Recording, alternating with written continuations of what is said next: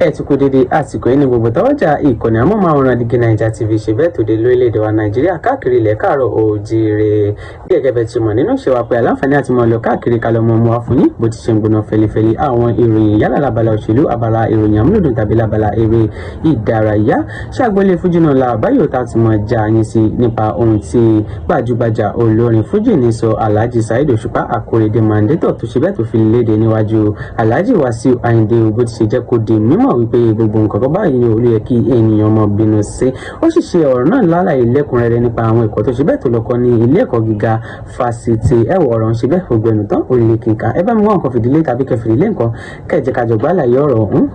lẹ́kùnrẹ́rẹ́. ẹ jẹ́ ká dúpẹ́ fọ́lọ́run ká tó wá yóò bá ànábì Muhammad sallallahu alaihi wasallam ìdí tí mo fi sọ bẹ́ẹ̀ ni pé ṣẹ̀rí tẹ̀yàn bá mọ̀yàn rí àbẹ̀yàn bá wọn ṣe ẹjọ́ tó Ọlọ́run ẹjọ́ àbẹ̀yàn bá yàn ṣe nǹkan méjì ló máa ń ṣẹlẹ̀ síyàn bẹ́ẹ̀ inú kí wọn padà dúpẹ́ fọ́lọ́run àbí kí wọn kábàámọ̀ ṣé wàá rí ilé ayé tàwa tó ṣe bí òun bàbá àwọn àgbàlagbà ló máa ń ní èyàn ò ní mọ̀ ogún mọ̀ tẹ̀ kí yẹn òwúrà kó má ní ẹ̀ mọ́ ó láàmú tí mo ti pẹ́ kábíyèsí bàbá kábíyèsí bàbá kábíyèsí bàbá kábíyèsí bàbá kábíyèsí bàbá mo ti mọ̀ láti pẹ́ but back then when I knew him ó jẹ́ èèyàn tó yẹ pé ó mọ orí pé ó ní làákàyè lórí ṣùgbọ́n that childish kìíní wà nù ìwà ẹ̀ nígbà tó wá yá mo wá rí for some time later gbàdé má padà rí wọn àdìgbé bóyá tún sọ̀rọ̀ sí tún ti yàtọ̀ sí bóyá sọ̀rọ̀ tẹ́lẹ̀ wọn gbà ta ló gbin ọgbọ́n sí ọmọ yìí nù mo wá rí pé tó bá ti sọ̀rọ̀ a máa dárúkọ báàsì ó sábà ń dárúkọ Yorùbá then ó tún wá níwà kan tí mo really like sẹ́rí ọ̀rọ̀ tẹ́ bá fi kìlọ̀ fún atọ́jú ẹ̀ á padà fi kìlọ̀ fún yín ó níwà yẹn ìjọ kan tí mo kọ́kọ́ wọ institution ni mo gbókè jẹ́ kébì náà tẹ̀lé school kìíní certificate kò jẹ́ pé bí àwọn olórí tó kùtà máa lá lọ tá à ní rí kíní fi jáde pé kí n lọ mo wá débẹ̀ ìjọ náà prof yẹn wá bí mi pé àwọn bíi mẹ́ta Òṣùpá kí ló wá ṣe ń bí ìwọ tó ti kọ́ gbogbo ní ọgbọ́n ilé ayé tó kí ló tó fẹ́ kọ́ ń bí ìkan wá ní irọ́ tó wá kọ́gbọ́n bí ìnàgbọ́n bí yàtọ̀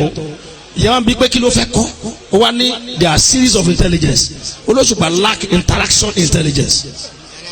ó ní mèkì mọ mi ṣe máa ń manage àwọn èèyàn nǹkan tí ó yẹ kó bí mi nú ó máa ń bí mi nú ó wá ní kí n lọ tọ́jú ọ̀rọ̀ méjì ọ̀rọ̀ yẹn tọ́lá bá fẹ́ gbà nǹkan lọ́mì ó ló máa fi gbà nǹkan lọ́mì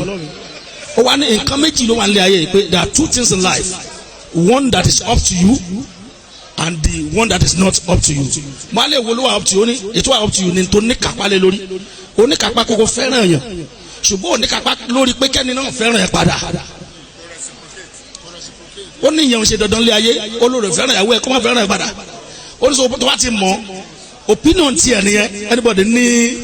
sí kíní opinion tiẹ̀ pé sọ tó bá ti wá réyàn tó bá ti wà kan tí ò dá sí ẹ má ní kókó rira ẹ bóun ṣe rí ẹ ní ẹ bóun ṣe rò pé òun ṣe lè máa ṣe sí ẹ lójú ṣe sí ẹ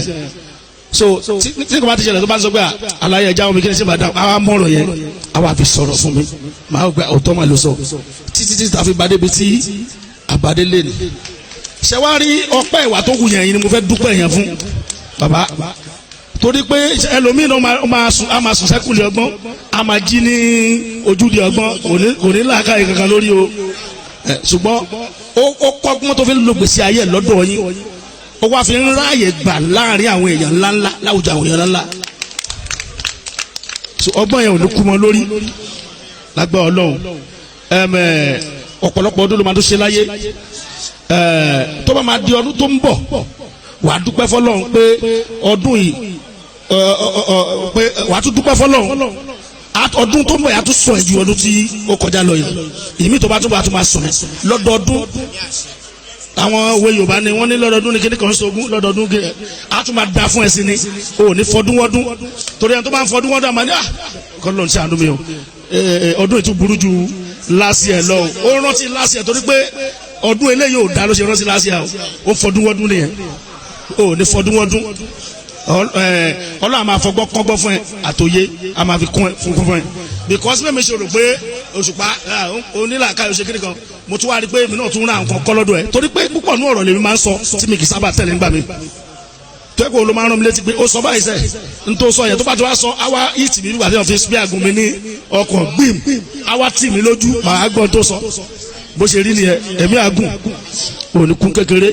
wàá ṣiṣẹ́ yìí láṣẹ là. ẹ káàbọ̀ padà àlàyé ọ̀rọ̀ náà lè ṣe bẹ́ẹ̀ lẹ ti gbọ́ lẹ́kùnrẹ́rẹ́ àárìgbọ́ nínú fọ́nrán ọ̀hún ó jẹ́ kó di mímọ̀ wípé òun lọ sí ilé ẹ̀kọ́ gíga fásitì láti lọ wá kún ìmọ̀ àti láti lọ wá kún ọgbọ́n lẹ́yìn tó túmọ̀ sí pé ohun tí ènìyàn mọ̀ báyìí ló mọ̀ ohun tí ènìyàn mọ̀ ó ṣe bẹ́ẹ̀ ó ṣe àgbà ẹni bákan náà ó jẹ́ kó di mímọ̀ wípé ohun gbogbo kọ́ ló yẹ kí a máa bínú sí ohun gbogbo kọ́ ló yẹ ká máa gbà sí ìbínú ẹ̀gbọ́n báwo ni ọ̀rọ̀ náà ṣe ṣe bẹ́ẹ̀ ló ṣe ta bàbá wa Wasiu Ayinde àtọ́bakọ̀ sẹ́yìn náà ẹ má gbàgbé láti bá a fi sọ̀rọ̀ sábàlá àríwísí bó bá ṣe rí létí yín gan ẹ má gbàgbé láti bá a fi èrò sí yín náà sọ̀rọ̀ sábàlá àríwísí yẹn comment section bákan náà kẹ́ bá like ti bá a ṣe kẹ́ fi sọ̀rọ̀ sáwọn olólùfẹ́ yín jákèjádò Nàìjíríà ìkànnì DIGINAIJA TV àwa nìsín ní tòótọ́ àwọn bá yín pàdé nígbà mi lọ́jọ́ mi lórí ìkànnì kan náà ẹ ṣé fún wò àti gbogbo tí ẹ ń gbọ́ wa ojú tẹ́ fi ń wò wá ní fọ́ etí tẹ́ fi ń gbọ́ wa kò ní di bákan náà ẹnu tẹ́ fi ń ṣàmì oníyà ẹni mọ́ ibùsọ̀ ẹni fún mi lóbi òkun àǹdàgbére báyìí fún yín pé ó dàbọ̀.